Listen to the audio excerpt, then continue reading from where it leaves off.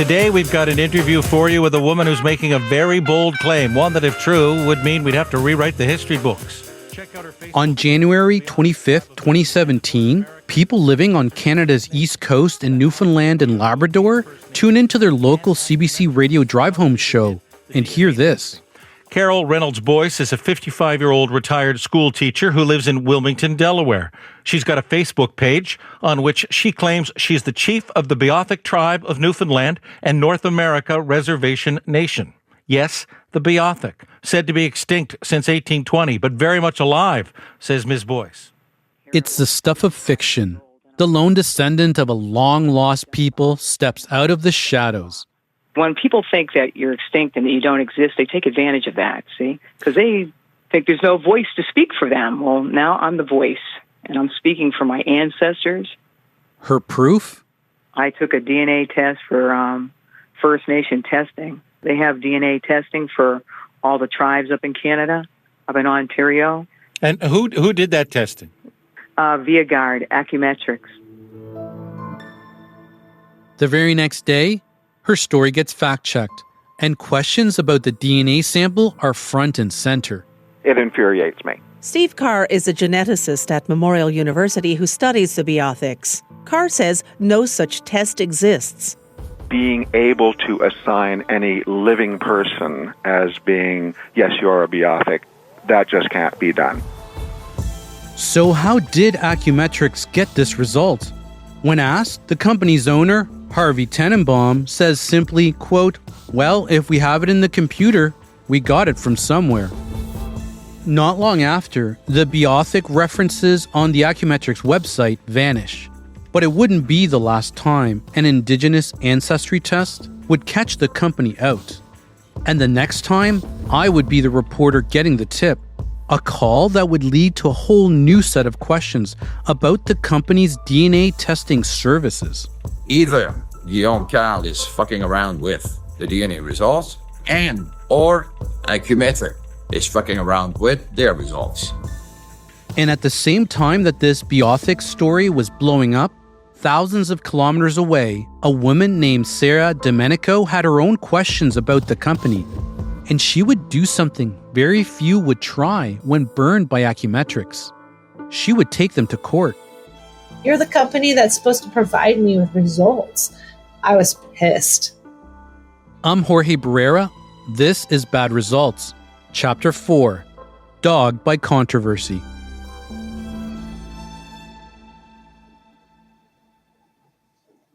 I was an independent woman, had a lucrative career. I was wild and free and young. The story of Sarah's court battle with Viaguard Accu-Metrics begins in 2013. She's just ended a years-long, on-again, off-again relationship. She's hanging out in downtown Oakland when she sees this guy going by on his bicycle. And he just was the most beautiful man I'd ever seen. We both look at each other and it was just like eye contact. And I was just smitten. And I really fell for this guy instantly. One thing leads to another with this guy and, well, sparks fly. She'll call him John to protect his privacy.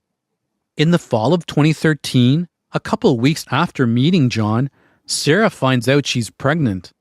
It's a surprise. A good one. She's 36. It's when your biological clock starts to tick, I was just excited that I was pregnant. I was happy that I was going to have a baby. But her calculations tell her that her ex, a guy she's calling Micah, also to protect his privacy, well, he's probably the dad. So she tells John she's pregnant and is going back to Micah. I just really wanted, more than anything, to have my child have their father from day one. It's probably Micah. And I moved forward with Micah as if it were his. But there's this nagging little worry. What if she's wrong? John is black. Micah is white. I just kept having this, what if? I would just never want to do that to somebody. I would never want somebody to catch the wrong baby that's not theirs and go through the whole process. That's why I wanted to get the test. When Sarah lands on the Accu-Metrics website, she's drawn to it. Lots of infographics, lots of information, very accessible. Just, it seemed as if they were completely legitimate. And even though she's told Micah she's pregnant, Sarah doesn't want him to know she's not sure he's actually the dad, but she needs his DNA sample for the test. And I had called and talked to, I believe it was the owner, Harvey Tenenbaum. How do you get samples from someone you're not ready to tell what's going on? Harvey tells her nail clippings. In January 2014, Sarah sends in the first set of samples. Her blood, a mouth swab from John, and nail clippings from Micah, which she gathers on the sly. She's now 3 months pregnant and desperate to know. I called several times and I literally begged them to give me my results. And there is this one receptionist. She was so cruel every time I called. And it was like, lady, I'm pregnant. Can you be nice? Obviously, you deal with these tests and you know the sensitivity of them, but do you have to be a jerk about it? I'm just trying to figure out my test results. This goes on for 6 weeks, call after call, until finally Sarah gets an answer. According to Viaguard Accu-Metrics, John is the biological dad. Micah's results? Micah is inconclusive. And I was like, what does that mean? And she said, well, it's just inconclusive. And so I could send another sample in for Micah if I wanted to. But I asked, why would I send another sample in if John is positive? She said, some people just want a definitive yes or no. That's what Sarah wants, a definitive yes or no. So she drops another $200 on top of the $800 she's already shelled out. This time, she swipes Micah's used razor blades for the test. Micah is still in the dark about Sarah's doubts. She's now 6 months pregnant and still waiting for that yes or no. I just had a sense of, I trust them, they'll give me the right results, and when I get them, then I'll know what to do. But the results from Micah's sample come back as inconclusive for a second time. So Sarah breaks the news to Micah. I told him that he was not the father, and he didn't believe me. And I vaguely remember sort of a fight about, I told him I got this result from this company. And I think he suggested, well, what about a second opinion? I said, no, I got the results. And I just believed that Viaguard Accu-Metrics had given me the solid information.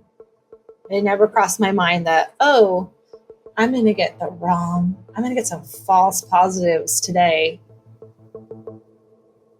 Sarah packs up her stuff and leaves the spacious apartment she shares with Micah.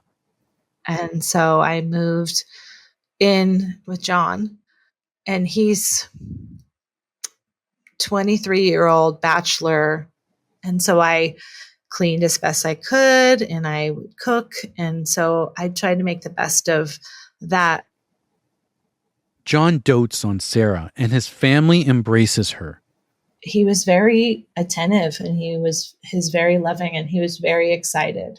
He rubbed my belly, and he wanted to go to the appointments, and he wanted to go to the prenatal classes. It's a first pregnancy for them both, and together they plan a California birth. John and I had gone to pre-birthing classes and breathing and ecstatic birth and, all these hippy-dippy sort of things. So I thought I was really prepared for birth. When Sarah's contractions begin, her room at the Berkeley Birthing Center is ready. The midwives are waiting, the lights dimmed. It's going to be sublime. Well, it was 28 hours of the worst pain I've ever experienced in my life. I was cursing like a sailor. I just was like, John is there through the pain, the cursing. He also has a specific assignment. John caught our baby And just, I remember this, like looking at his hands, and it was darkly lit, but it's obvious, it's obvious that when a big black man in his big, beautiful hands catches a white baby, it's pretty obvious. And it was just like, oh no, it broke him. It broke John. And I feel so sad if I ruined his dreams or, somehow destroyed him emotionally. And it's the thing I was trying to avoid. And I tried to figure that out with Viaguard Accu-Metrics. And the one thing that I didn't want to happen happened anyway. And once again, she's on the phone. Called Accu-Metrics, sobbing, like, what's going on here? There's something wrong.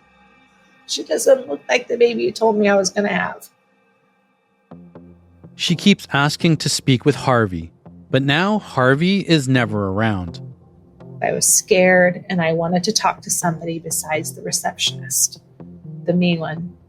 And she told me I had done this to myself. That's what she said. And it's like, yeah, that's true. But fuck you. Excuse my language. Like, how dare you be a company that provides this service and then treat people like garbage? So Sarah tells the receptionist, find me someone else to speak with. She transferred me to the lab technician named Kyle. And Kyle told me that he had never seen this happen in the 2 years he'd been working there, and said I would be refunded. He would call me back. He never calls back. So she does the American thing. She lawyers up. And on the day of her daughter's second birthday, Sarah files a lawsuit against Accu-Metrics. I really want to take this to court because I don't want this to ever happen again. I want them held accountable, and I want them to be punished and to pay. And not necessarily to me, but to pay such a large sum that possibly they go out of business.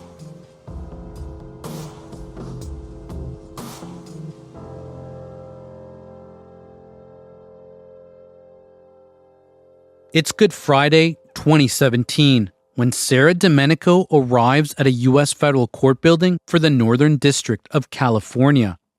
It's been 10 months since she filed her lawsuit against Accu-Metrics. 10 months of paper sparring, the usual in civil litigation. She's seeking damages for the despair, frustration, and humiliation Accu-Metrics inflicted by its wrong results. It's a big moment.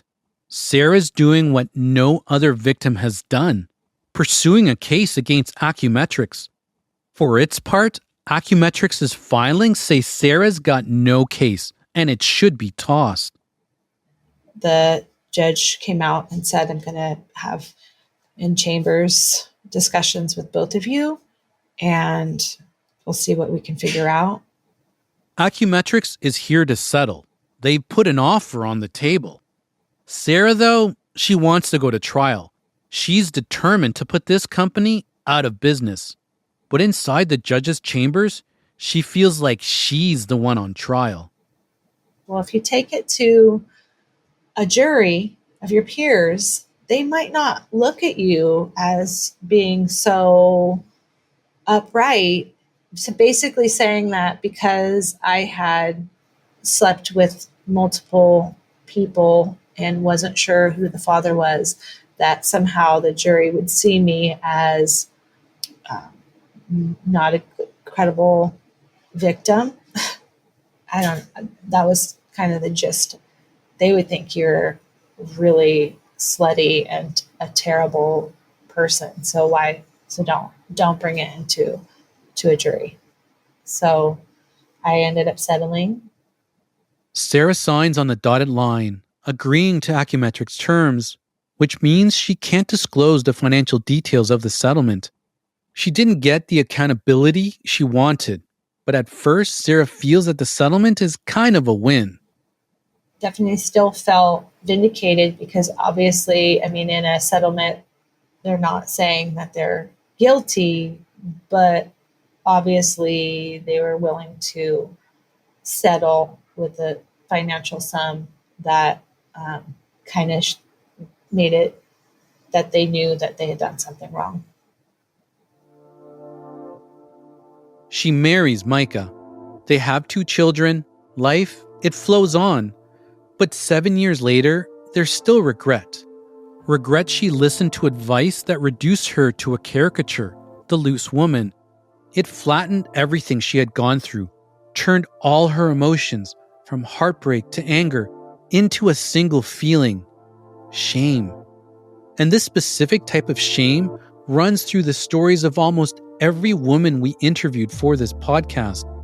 And this shame kept them isolated, sapping the will to fight the company. I shouldn't have settled. I should have gone for it. I should have just been like, you know what? I will take on all the jurors because my story is true. And my story should never happen to anyone else. But it does, over and over again. People turning to Accu-Metrics and then later finding out the person named as the father is wrong. The same pattern for years. In the end, Sarah's lawsuit didn't seem to make much of a dent in Accu-Metrics' business. So it continued, relatively unfazed, branching out into different DNA markets, both overseas and at home, including testing for indigenous ancestry. And that's when I got the call that pulled me onto Accu-Metrics' trail.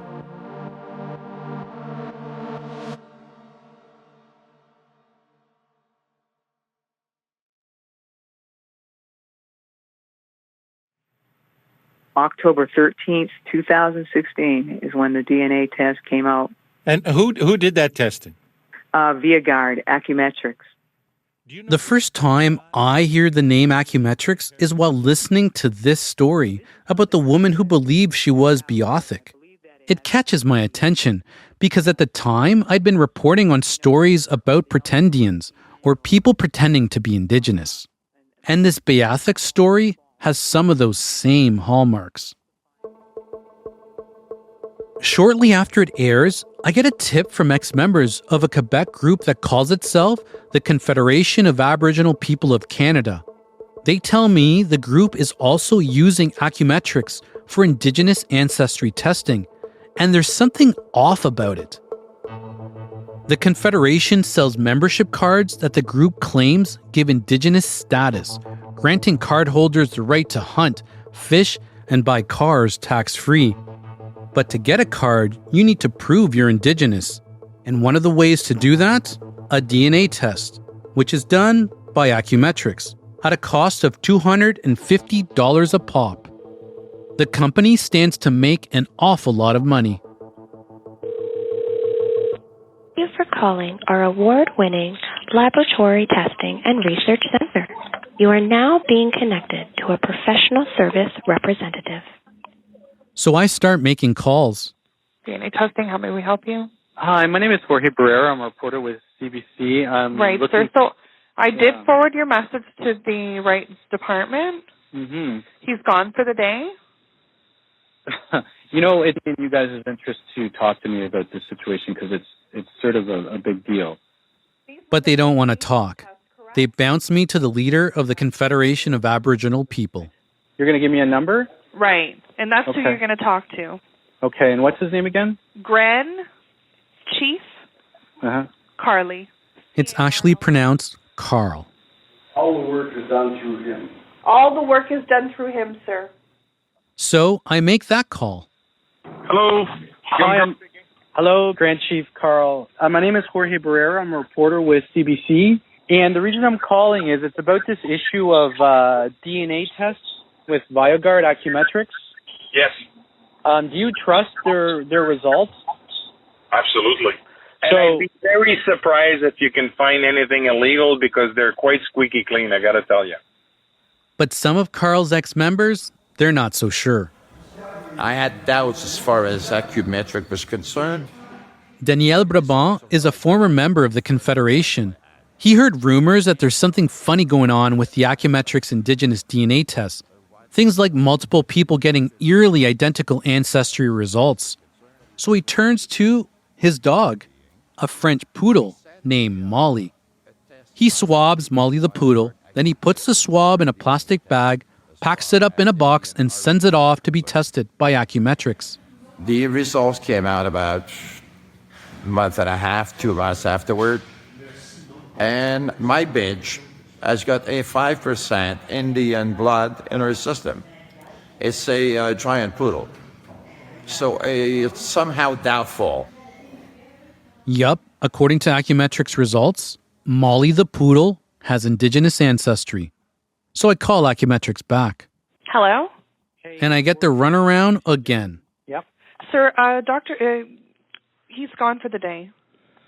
Okay, well, I mean, the issue is that 2 people separately submitted DNA samples to Viaguard directly, and they received results that they had Native American ancestry, but they actually sent DNA samples from their dogs. So I need to speak with Mr. Tenenbaum about this because he's the company owner, right? Yeah, okay, so I'm going to relay the message. CBC News reporting torpedoes Grand Chief Carl's group. He's eventually charged with fraud for selling those fake indigenous status cards. Around the same time, he was also convicted for sex crimes involving a minor, but that case is unrelated to this DNA testing investigation. Carl is still facing trial on the fraud charges. But what about Harvey and Accu-Metrics' responsibility for the indigenous ancestry testing? When I approach them, the company refuses interview requests. They send a statement in an email. It basically says these indigenous ancestry tests have no legal value anyway, and they blame the messed up results on the customers, who they say probably contaminated the samples. It's Accu-Metrics' go-to explanation. They stop offering the indigenous DNA testing, but they're still in the dog DNA testing business. And dogs keep tripping Accu-Metrics up. We are enlisting the help of 3 special pooches and sending their DNA to 4 companies who promise to identify a dog's breed with near 100% accuracy. CBC's Consumer Affairs show Marketplace is testing dog breed DNA companies. It's now March 2023, and one of the 4 companies tested is Viaguard Accu-Metrics. Marketplace sends in DNA samples from 3 dogs for testing, but it also sends a sample from a human. The show's host, Travis Danraj, pretending it's from a dog. The 4th dog, it's me. The Danraj sample should come back as a failed test, but the Accu-Metrics result? I'm a shepherd. No kidding. Accu-Metrics tripped up by a dog again. The Marketplace investigation exposes clear issues with the company's DNA testing services.